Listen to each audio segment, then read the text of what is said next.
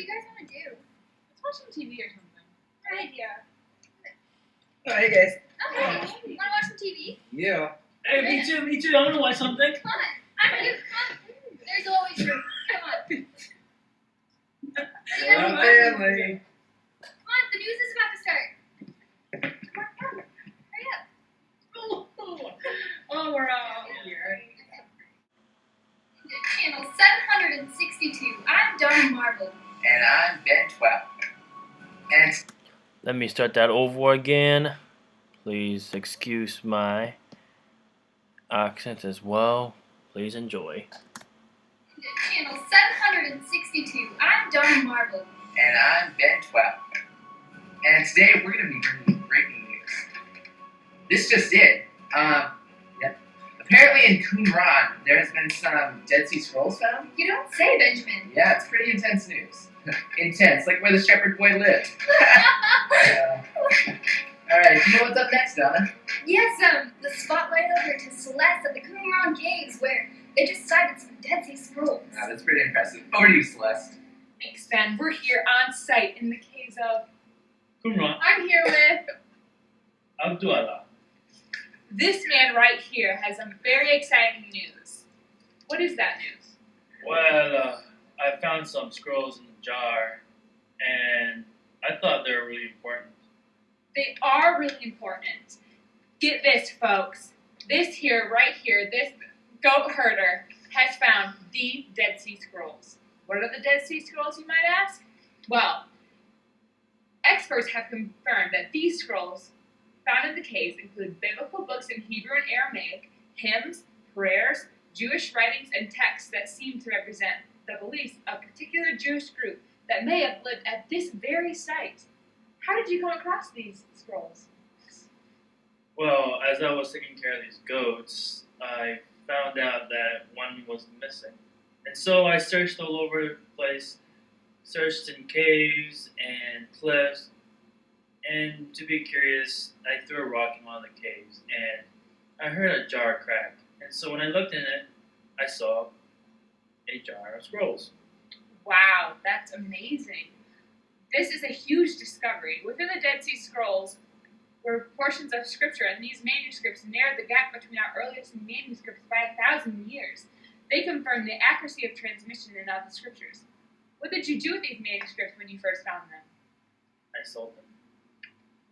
You sold them. That's odd. These scrolls, found in this very cave, have proven to be enormously informative. From these texts, we have increased our understanding of the transmission of the Bible. We have learned more about the development of early Judaism, and we have gained insight into the culture of which emerged both rabbinic Judaism and Christianity. How does it feel to be the man who discovered it all? It feels good. Hey guys, my favorite show, it's Mabel Show. I love this show. She's so Yeah. awesome. Me too. Good morning and welcome to Mornings with Mabel. I'm Mabel, and I'm here with our first guest, Mrs. Dr. McNabb. Hi. How are you? Today we are going to talk about the 7 canons of textual criticism. With the recent discovery of the Dead Sea Scrolls, many people have been wondering how the experts are going to take the manuscripts that we already have with the newly discovered manuscripts and compare them. And Dr. McNabb is going to help us with that question. There are 7 things that we look at, mostly for the New Testament. Well, first of all, we want the older reading first. We also want the most difficult reading. The shorter reading as well. We also want the reading which best explains all the variants, so the differences between the texts. And then we would also like the widest geographical support, just to make sure that we encompass everything, to make sure it's safe. The reading which most conforms to the style and dictation of the author. So if we have multiple texts with the same author, we want to make sure there's similarities, reading which reflects no doctrinal bias. Wow, that is very helpful. Thank you. Now, what happens when we come to the Old Testament? Is it the same? Are they different? Well, as opposed to the 7 texts of the New Testament, the Old Testament only has 5. First of all, we always compare everything with the Masoretic text. And the first one we want to see is if they offer the same text and they're both intelligent and sensible, then it is inadmissible for us to resort to conjecture and reject the reading. That just wouldn't make any sense at all. there's a genuine deviation between the two, we will always side with the Masoretic text. Like I said, we always want to make sure that the Masoretic text is involved, and we technically will side with the Masoretic text. However, if there's a reason to believe that the Masoretic text is not correct, then you are going to have to go along with what the other witnesses say. But if neither of our manuscripts, so if the Masoretic text and the other manuscript seem like they're completely incorrect, then we might have to resort to conjecture. However, in all of this, we want to make sure that the psychology of the scribe is considered.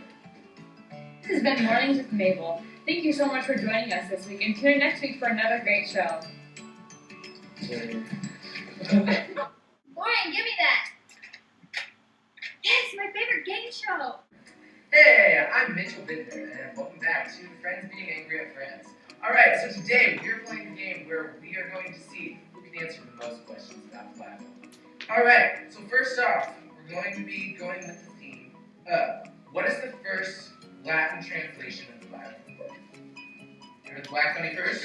The Vulgate. Vulgate, that is correct! Yay!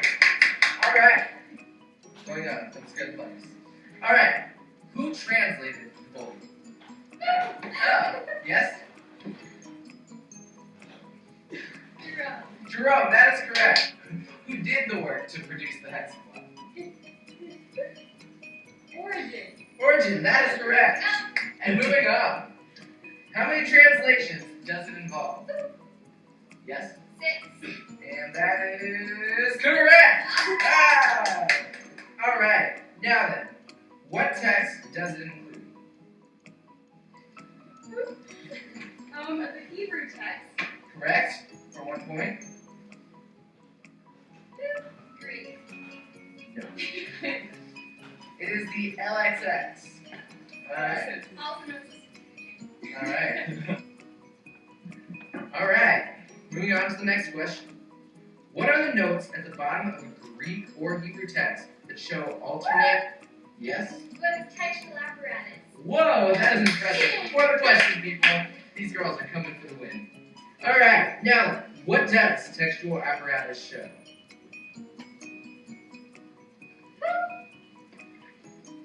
Yes? Alternate manuscripts. And that is correct. Alright. Here we go. Team score 72-6. But we're going in a double point round. Alright, here we go. What is the Greek manuscript that is written in all uppercase letters? Yes? Unsealed. Correct! That's for 60 points. So we're getting close right here. Alright, it was the highest point question. Alright, moving on. Sheets of manuscript stitched into book form. Codex. Correct! Alright, that's 3 points going their way. Close game, people. Alright, what is the abbreviation for manuscript? Yes. MFSS, that is correct. For 70 points, taking the lead. Alright, so it's the black bunny versus the white bunny. We've got 143 points to 362. But anything can happen, people. Alright, now then, for the final one, I would like you to get together with your teams, put together your wager, and see who's going to win. Alright, thank you for that break. People come back in. Alright, are you betting all of your points? Wow, they're all in. We're all in as well. All in. So this is for the win. There is no reason to play the rest of the game. Alright, so, here we go. What is the New Testament manuscript written in all lowercase script? Yes, white bunny. What is minuscule? Correct!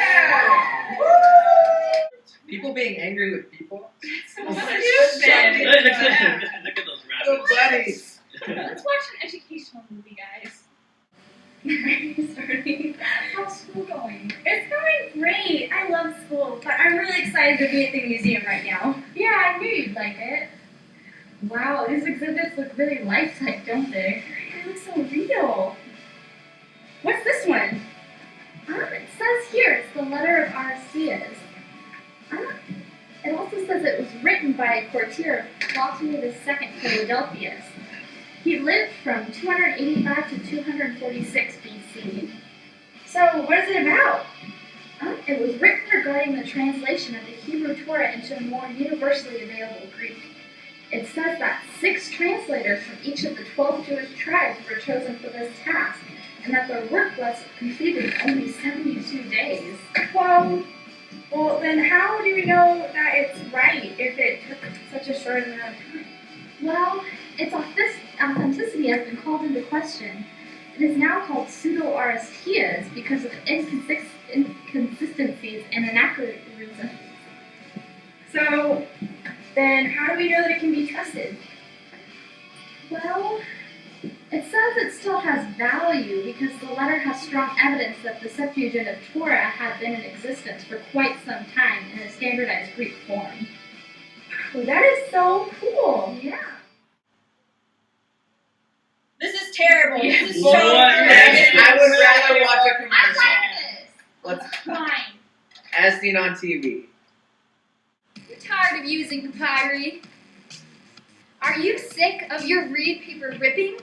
This ever happened to you? Dear Mom. Life needs it. Parchment. Dried hide from a goat, gazelle, sheep, and a bovine. Which is guaranteed to enhance your writing experience. Your standard papyri. Rips easily. And this is your parchment. Go ahead and try it. It won't budge. I've been using parchment for years now. It's wonderful. Back in the day, my letters used to never make it to the recipient. I'd write and write and write, and it would always tear before it got there. Not with parchment. This stuff gets there every time. You can't tear it if you tried. Try that, Postal Service. Bye to papyri. And hello, parchment. Look at it. So cheesy. That testimonial is this. You guys, doesn't Breathing's class start soon? Oh, shit!